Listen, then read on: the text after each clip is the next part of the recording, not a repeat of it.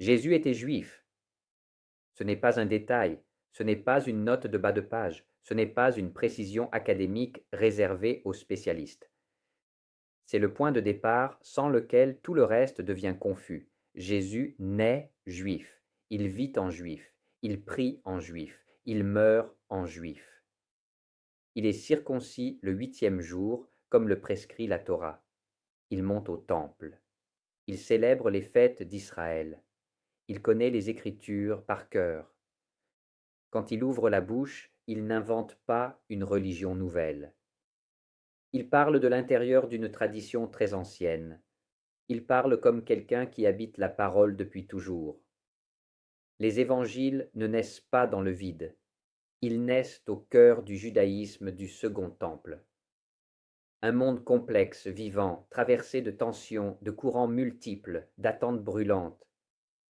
Il y avait des pharisiens, des sadducéens, des esséniens, des zélotes. Il y avait différentes interprétations de la loi. Il y avait des débats intenses sur ce que signifiait être fidèle à Dieu. Jésus entre dans ce monde. Il ne l'observe pas de l'extérieur. Il ne le juge pas en étranger. Il le traverse. Quand il discute avec les pharisiens, il ne se bat pas contre les méchants. Il débat à l'intérieur d'une même famille spirituelle, comme le font les rabbins, comme le font les interprètes de la Torah. C'est pour cela que ces paroles sont si radicales. C'est pour cela qu'elles piquent. C'est pour cela qu'elles scandalisent. Jésus ne conteste pas la loi. Il la conduit jusqu'au cœur. Ne pensez pas que je sois venu abolir la loi ou les prophètes. Je ne suis pas venu abolir, mais accomplir. Matthieu 5, 17. Cette phrase, à elle seule, suffirait. Et pourtant, elle est souvent ignorée. Sans ce présupposé, Jésus devient méconnaissable. Il devient un révolutionnaire politique, ou un maître moral, ou un mystique abstrait. Mais Jésus n'est rien de tout cela pris isolément. Il est le Messie d'Israël. Messie n'est pas un titre générique. Cela ne signifie pas homme spirituel. Cela signifie oint. Cela signifie quelqu'un qui répond à des promesses précises faites à un peuple précis. Quand Jésus lit le prophète Isaïe dans la synagogue de Nazareth et déclare « Aujourd'hui s'accomplit ce passage de l'Écriture que vous venez d'entendre », il dit quelque chose d'immense. Il dit « Ce qu'Israël attend depuis des siècles est maintenant ici, pas en dehors de l'histoire, pas contre Israël, à l'intérieur de son histoire. » Même les titres que Jésus utilise pour parler de lui sont juifs. Fils de l'homme n'est pas une expression poétique. C'est une référence directe au prophète Daniel. Voici venir avec les nuées du ciel comme un fils d'homme. Daniel 7. Quand Jésus emploie cette expression, il évoque une vision messianique d'une puissance extrême. Il dit « Le jugement, le règne, la souveraineté de Dieu passent par ici. » Et quand il appelle Dieu Père, il n'invente pas un langage nouveau. Il intensifie une relation qu'Israël connaît déjà. Israël est mon fils premier-né. Exode 4, 22. Jésus ne rompt pas ce lien. Il le rend personnel. Sans comprendre tout cela, la croix devient incompréhensible. Le sacrifice devient absurde. La Pâque n'est pas un hasard. Jésus meurt pendant la Pâque juive. La scène est un repas pascal. Le pain et le vin ne sont pas des symboles aléatoires, ce sont des signes de l'alliance. Ceci est mon sang de l'alliance. Écho direct à Exode 24. Sans l'Exode, l'Évangile est incompréhensible. Sans Israël, le Christ est vidé de sa substance. C'est pourquoi il faut le dire clairement. Jésus était juif, et celui qui veut vraiment le suivre doit commencer par là. Les évangélistes, eux aussi, étaient immergés jusqu'au cou dans la culture juive de leur temps. Ils n'écrivent pas comme des chroniqueurs modernes. Ils ne racontent pas les faits comme un reportage. Ils écrivent comme des hommes qui lisent l'histoire à la lumière des Écritures. Les évangiles ne sont pas des biographies neutres. Ce sont des relectures théologiques de la vie de Jésus. Et la théologie qui les traverse est juive. Matthieu, plus que tous, construit son évangile comme un dialogue constant avec l'Ancien Testament. Chaque événement est relié à une prophétie. Chaque geste renvoie à une promesse. Tout cela arriva afin que s'accomplît ce qu'avait dit le prophète. Cette formule revient encore et encore. Ce n'est pas un tic littéraire, c'est une clé de lecture. Marc structure son récit comme un nouvel exode. Jésus traverse le désert, il rassemble les 12, il affronte le mal. Comme Moïse, mais plus que Moïse. Luc entremêle l'histoire de Jésus avec l'histoire concrète du monde. Il cite des gouverneurs, des empereurs, des recensements. Mais il le fait comme les prophètes, pour dire que Dieu agit dans l'histoire. Jean, enfin, ouvre son évangile par des mots qu'un juif ne peut pas ne pas reconnaître. Au commencement. Ce n'est pas de la philosophie abstraite, c'est la Genèse. Au commencement était le Logos, et ce Logos était auprès de Dieu, et le Logos s'est fait chair. Jean dit quelque chose de bouleversant. La parole par laquelle Dieu a créé le monde marche maintenant parmi les hommes. Sans la Bible hébraïque, cette phrase perd sa force. Elle devient une poésie affadie, un mysticisme abstrait, mais ce n'est pas cela. C'est l'incarnation. Et précisément parce que Jésus est si profondément juif, il a été continuellement déformé au cours des siècles. Il y a eu un Jésus européanisé, blond, aux yeux bleus, aux traits nordiques. Un Jésus qui ressemble davantage à un prince de la Renaissance qu'à un juif de Galilée.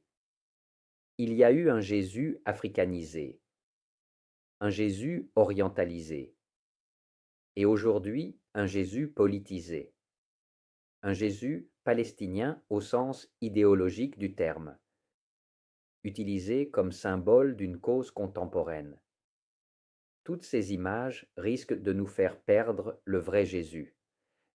Jésus n'appartient pas à une ethnie moderne. Il n'est pas une icône identitaire. Il n'est pas un drapeau. Il est un juif du 1er siècle, inscrit dans une histoire précise, dans une langue précise, dans une tradition précise. Quand nous disons que Jésus est fils de Dieu, nous le disons avec des catégories juives, pas grecques, pas mythologiques. Dans le monde biblique, fils de Dieu indique relation, élection, mission. Israël lui-même est appelé fils, le roi est appelé fils. Tu es mon fils, moi, aujourd'hui, je t'ai engendré. Psaume 2. Jésus prend ces titres et les conduit jusqu'au bout. Il ne les efface pas, il les accomplit. Même la transfiguration est incompréhensible sans Moïse et Élie. La loi et les prophètes dialoguant avec lui. Mais elle est aussi incompréhensible sans la fête des tentes, Sukkot. Celui-ci est mon fils bien-aimé, écoutez-le. Ce n'est pas une rupture avec le passé, c'est une transmission. Alors apparaît clairement le danger immense de toute réduction idéologique. Quand on arrache Jésus à son monde, on le rend manipulable. On le plie à nos discours. On l'utilise au lieu de l'écouter. Mais Jésus n'est pas venu pour confirmer nos idées. Il est venu pour nous convertir. Et pour nous convertir vraiment, nous devons le reconnaître pour ce qu'il a été. Un juif, le Messie d'Israël, le Fils de l'homme annoncé par les Écritures. Au prochain pas, nous ferons le dernier saut. nous comprendrons ce que cela signifie pour nous aujourd'hui, pour la foi chrétienne, pour la relation avec Israël, pour l'impossibilité de l'antisémitisme chrétien. Si Jésus était juif, alors la foi chrétienne naît elle aussi juive, non comme une copie, non comme un remplacement, mais comme un accomplissement. C'est ce point qui, pendant des siècles, a été mal compris. Et de ce malentendu sont nées des erreurs, des violences, des persécutions. Le christianisme ne naît pas pour remplacer Israël. Il naît à l'intérieur d'Israël. Paul l'explique avec une image limpide, une image agricole concrète, accessible à tous. Toi qui viens des nations, tu es un rameau d'olivier sauvage. Tu as été greffé sur un olivier franc. Ce n'est pas toi qui portes la racine, mais la racine qui te porte. Romains 11. Ces paroles ne laissent aucune place à l'ambiguïté. Le chrétien n'est pas la racine. Il vit de la racine. Quand le christianisme l'oublie, il tombe malade. Il devient arrogant. Il devient idéologique. Il devient violent. Quand il s'en souvient, il retrouve l'humilité. Il retrouve la profondeur. Il retrouve la vérité. C'est pourquoi l'antisémitisme n'est pas seulement une faute morale, c'est une absurdité théologique. Haïr le peuple dont Jésus est issu signifie ne pas avoir compris Jésus. Mépriser le judaïsme signifie mépriser les Écritures que Jésus priait. Rejeter Israël signifie rejeter l'histoire que Dieu a choisie pour entrer dans le monde. Paul est catégorique. Les dons et l'appel de Dieu sont irrévocables. Romains 11, 29. Irrévocable. Non suspendu, non annulé, non remplacé. Cela ne signifie pas que juifs et chrétiens soient la même chose. Cela ne signifie pas confondre les différences. Cela signifie reconnaître un lien. Un chrétien authentique sait qu'il est un fils adopté. Et l'adoption n'efface pas les pères. Quand Jésus pleure sur Jérusalem, il ne pleure pas sur un peuple étranger. Il pleure sur sa propre maison. Jérusalem, Jérusalem. Il n'y a aucun mépris dans ses larmes. Il y a un amour blessé. Alors nous comprenons aussi ceci.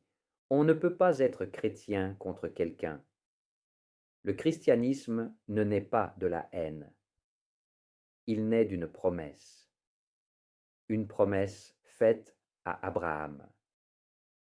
En toi seront bénies toutes les nations.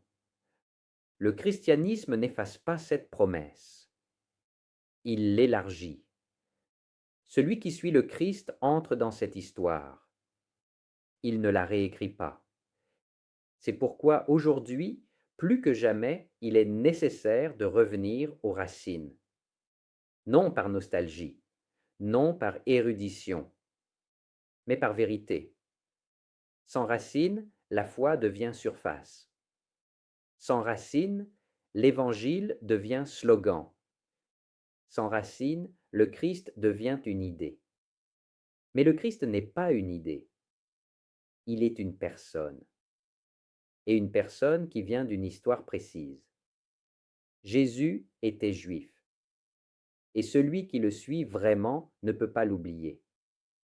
Car ce n'est qu'en reconnaissant les racines que le christianisme peut refleurir. Talita cum. Lève-toi et souviens-toi d'où tu viens. Que Dieu nous bénisse tous.